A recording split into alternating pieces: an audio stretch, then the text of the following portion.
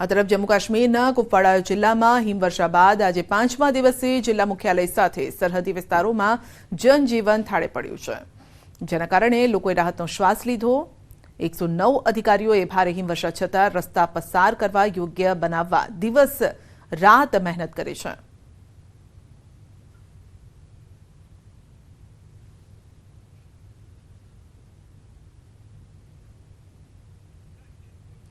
जम्मू काश्मीरना टिंगमार्ग અને દુરાંગમાં હિમવર્ષા બાદ મોટી સંખ્યામાં પ્રવાસીઓ આ સ્થળની મુલાકાત લઈ રહ્યા છે। પ્રવાસીઓનું કહેવું છે કે કાશ્મીરમાં હિમવર્ષા થઈ હોવાનું સાંભળતા જ તેઓ અહીંના પ્રવાસન સ્થળોની મુલાકાત લેવા માંડ્યા છે અને ટિંગમાર્ગમાં પ્રવાસીઓ બરફની મજા માણી રહ્યા છે। कश्मीर जो सुना था कि जन्नत है, देखने को मिल रहा है जन्नत, तो बहुत अच्छा लग रहा है।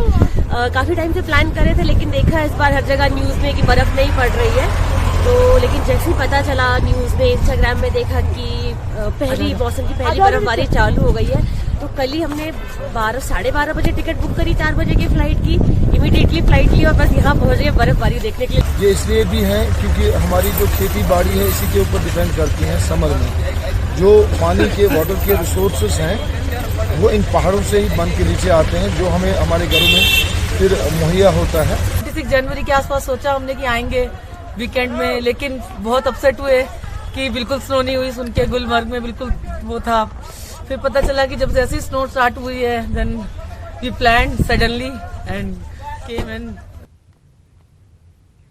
વિધાનસભામાં પ્રફુલ્લ પાનસેરિયાએ સંકલ્પ રજૂ કર્યો છે। અભ્યાસક્રમમાં ગીતા 7 દાખલ કરાશે। ધોરણ 6 થી 12ના અભ્યાસક્રમમાં દાખલ કરાશે। શિક્ષણ રાજ્યમંત્રીએ સંકલ્પ રજૂ કર્યો। જો કે શિક્ષણ મંત્રી સરકારી સંકલ્પ રજૂ કરે તે દરમિયાન કોંગ્રેસે વાંધો ઉઠાવ્યો છે। કોંગ્રેસ વિપક્ષ નેતા અમિત ચાવડા, શૈલેષ પરમાર સહિત અર્જુન મોઢવાડિયાએ વાંધો ઉઠાવ્યો।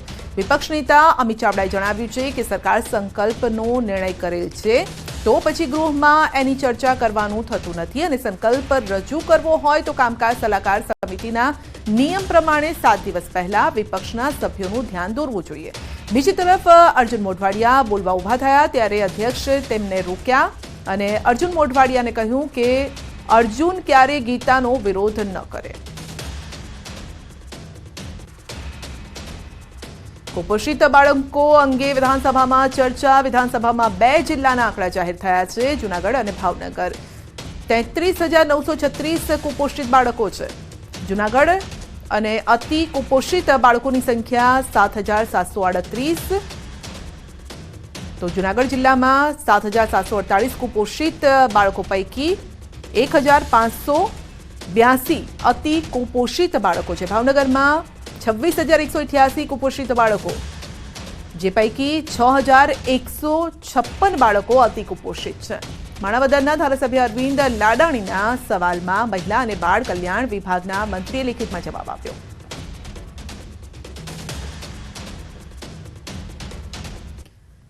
શ્રમ કૌશલ્ય વિકાસ અને રોજગાર વિભાગ માટે સરકારે કરી છે કરોડો રૂપિયાની નાણાકીય જોગવાઈ। રાજ્ય સરકારે છેલ્લા 2 બજેટમાં કરોડો રૂપિયાની જોગવાઈ કરી। વર્ષ 2021-22માં 1,502.32 કરોડ રૂપિયાનું બજેટ, 22-23ના બજેટમાં 300 કરોડનો વધારો કરી અને 1,836.83 કરોડ રૂપિયાની જોગવાઈ કરી। સરકારે વર્ષ 2021-22માં 1,279.88 કરોડ રકમ ફાળવી, જેમાં 67.65 કરોડ રૂપિયા વણ વપરાયેલા રહ્યા છે। વર્ષ 2022-23માં 1,591.87 કરોડની રકમ ફાળવી અને જેમાં 1,121.76 કરોડ રૂપિયા વણ વપરાયેલા છે। વિધાનસભા ગૃહમાં કોંગ્રેસના ધારાસભ્ય ડોક્ટર કિરીટ પટેલના પ્રશ્ન પર ગૃહમાં આ જવાબ રજૂ કરાયો।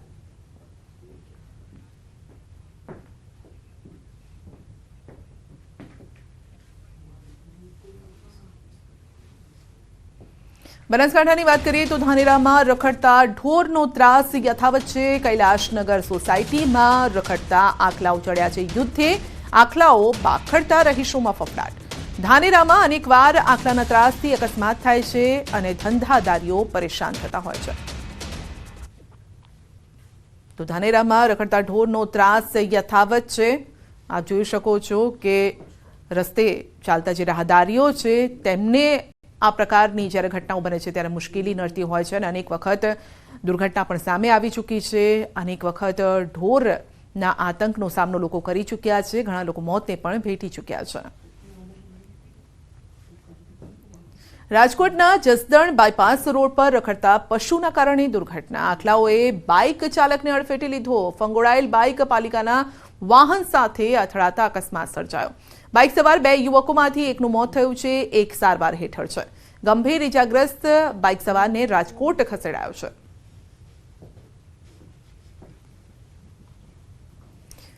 બોર્ડની વિદ્યાર્થીઓ માટે કાલથી શરૂ થશે હેલ્પલાઇન. ધોરણ 10 અને 12ના પરીક્ષાના પગલે હેલ્પલાઇન કાલથી માધ્યમિક શિક્ષણ બોર્ડની હેલ્પલાઇનનો પ્રારંભ થશે. ટોલ ફ્રી નંબર 1800233550 પરથી માર્ગદર્શન અપાશે. સવારે 10 થી સાંજે 6 વાગ્યા સુધી માર્ગદર્શન વિદ્યાર્થીઓ લઈ શકશે.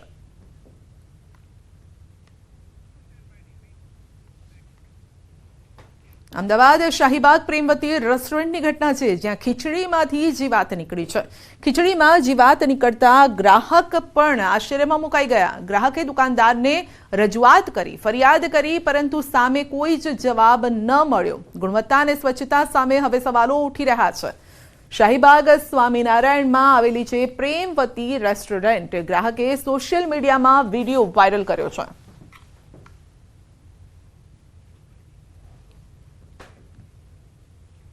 અંધાપા કાંડ પર હાઈકોર્ટમાં સુનાવણી. એડવોકેટ જનરલનું હાઈકોર્ટમાં મોટું નિવેદન છે. ક્લિનિકલ એસ્ટાબ્લિશમેન્ટ એક્ટમાં થશે સુધારો અને તમામ હોસ્પિટલો માટે રજીસ્ટ્રેશન ફરજિયાત થશે.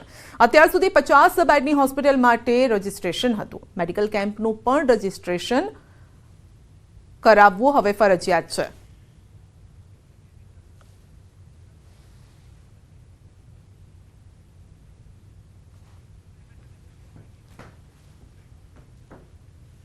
ખેરાલુ નગરપાલિકા એક્શન મોડમાં છે. ખેરાલુમાં નગરપાલિકાની દબાણ હટાવવાની કામગીરી. દબાણકર્તાઓને નોટિસ આપ્યા બાદ કરાય છે કામગીરી. જકાતનાકા પાસે હાટડીયા વિસ્તારમાંથી દબાણ હટાવાયા. જે વિસ્તારોમાં શોભાયાત્રા પર પથ્થરમારો થયો હતો તે વિસ્તારમાં દબાણ હટાવવાની કામગીરી કરાય છે. ખેરાલુ નગરપાલિકા એક્શન મોડમાં આવી છે. ખેરાલુ નગરપાલિકા દ્વારા હાલમાં જે ખેરાલુ નગરપાલિકા વિસ્તારમાં આવતા ગેરકાયદેસર જે વધારાના જે બાંધકામ કરવામાં આવ્યા છે તે તોડી પાડવાની જે કામગીરી હોય છે તે હાલમાં કરવામાં આવી રહી છે. તમે જોઈ શકો છો પાલિકા ટીમ સહિત જે પોલીસ તંત્ર હોય છે તે ઘટના સ્થળે પહોંચી ચૂક્યું છે અને જે વધારાના જે બાંધકામ કરવામાં આવ્યા છે તે તોડી પાડવાની જે કામગીરી હોય છે ચાલી રહી છે. તમે જોઈ શકો છો આ બુલડોઝર થકી હાલમાં જે વધારાના જે ઓટલા કરવામાં આવ્યા છે તેમજ વધારાના શેડ કરવામાં આવ્યા છે તેને તોડી પાડવાની જે કામગીરી હોય છે તે હાલમાં ચાલી રહી છે. ઉલ્લેખનીય જે આ જે વિસ્તાર હોય છે તે વિસ્તારમાં જ થોડા દિવસો પહેલાં જ શોભાયાત્રા નીકળી હતી રામ ભગવાનની.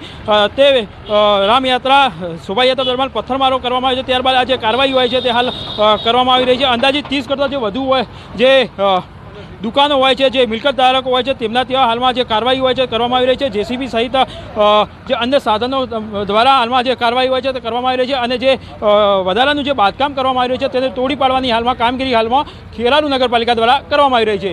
કેતન પટેલ, ન્યૂઝ 18 ગુજરાતી, ખેરાલુ. ખેરાલુ નગરપાલિકાના પંચમુખી મંદિરથી હાટડિયા સુધીનો વિસ્તાર હતો, જે અત્યારે આના રસ્તા પૈકીના જે દબાણો હતા એ દબાણો આપણે આજે દૂર કરેલ છે. અંદાજિત આપણે 32 મિલકતોને નોટિસ આપવામાં આવેલી અને તેમાંથી મોટાભાગના દબાણો આજે દૂર થઈ ગયા છે.